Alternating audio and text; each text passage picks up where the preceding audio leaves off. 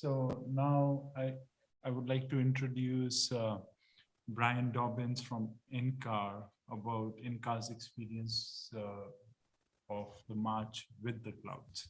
Brian. Yeah, hi everybody. You can see my slides and hear me? Yes. Okay, so yeah, I'm Brian Dobbins from NCAR. I spoke yesterday. I imagine many of you saw my talk. The slides I'm going to present today have a lot of similarity, but I'm going to specifically talk about how we're not marching towards the clouds, but rather with the clouds, and what this means in practice. So NCAR has a major supercomputing facility. We're expecting our new system very soon, but right now our primary system is a old but not insignificant 5.3 petaflop system with around 145,000 cores.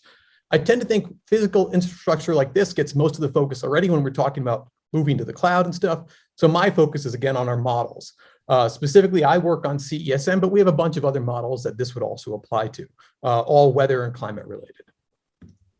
So why am I not focusing on moving our science runs from our supercomputer to the cloud? Well, this is the third rail in all these discussions, cost, right? So for our types of work, with a large system at or above 98% capacity 24/7, it just doesn't make economic sense. So here you see the latest generation of cloud nodes, the HPC 6A node from AWS and the HPV3 from Azure. Both offer pretty good pricing at 3 cents an hour. That's down from 11 cents per core hour. But let's look at our incoming system.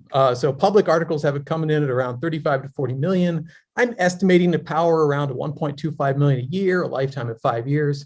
You do the math, you divide by the number of the cores, the hours available, the utilization rate, you get approximately 0.3 of a cent per hour, basically 1/10 of the on-demand pricing in the cloud.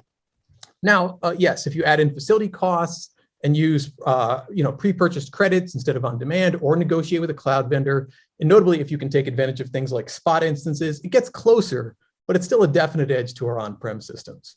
Now, some people might note that I'm not accounting for personnel here.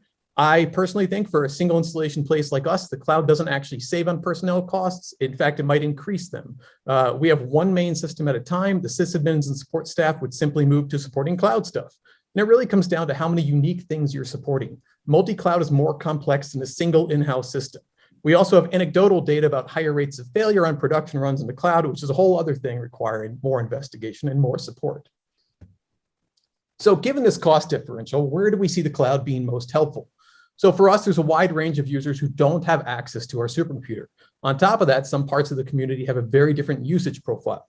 While we're running 24/7 on our supercomputer, a company or a policymaker might need to run, say, an urgent climate risk analysis with our model. Here, the on-demand nature of the cloud's a clear win. Could be a university researcher who gets a grant for doing several scenarios. There's no sense in buying a full system for 2 weeks worth of runs, and the cloud offers an option there. There's a lot of potential use cases, and enabling the capability for others to use it is what's important to us, but it's not going to replace our main facilities. Basically, we want people to be able to run CESM anywhere. So clouds, clusters, laptops, you name it. I haven't gotten to smartphones yet, but maybe in the future, anything. We want them to be able to do their climate science wherever is possible. So one of the biggest benefits of the cloud, as I see it, is that it enables us to target a standard platform. In fact, this is a driving force for the API I mentioned yesterday. If you launch with our tools, you've got compiler X, library Y, tool Z. Typically, when we help users on their own system, we find that every system is different. This makes it a real challenge. Paths are different, tools are different, you name it. With the cloud, we get a remarkably consistent environment. And we can offer that same environment via containers, so long as we avoid cloud-specific services, which tend to lock you into a cloud anyway. This is an understated value. I try to emphasize that containers deserve a mention in the same breath as clouds because they're so similar. You get full configurability. It's just that one is available on demand and another is for systems that you already have access to. With these, we get consistent environments from laptops to clouds, and that can lead to some neat things. A unified cloud container approach is essential for democratizing access to models. So just to sum up my perspective, first, the cloud doesn't need to compete on price with on-prem. If it does, that's awesome. But if not, it still offers groups, supporting community models a lot of benefits.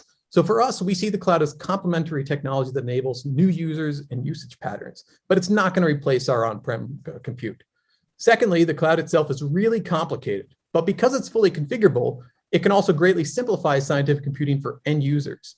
That requires somebody, however, to develop these abstractions and to via these, relatively impenetrable cloud APIs. So, my personal, crusade is that NSF maybe make a recommendation that this is a pathway forward for enabling easier vendor agnostic cloud approaches. Make these gateways, these portals, something like that. Fund making them, because that's always the issue. Finally, the cloud is a great opportunity to develop these platforms, not just codes. By taking advantage of both clouds and containers, we can ensure we have consistent, portable, ready-to-use science applications on both on-prem and cloud systems. This lets scientists do science, not wrestle with technology. And that's it. Thank you. Thank you, Brian.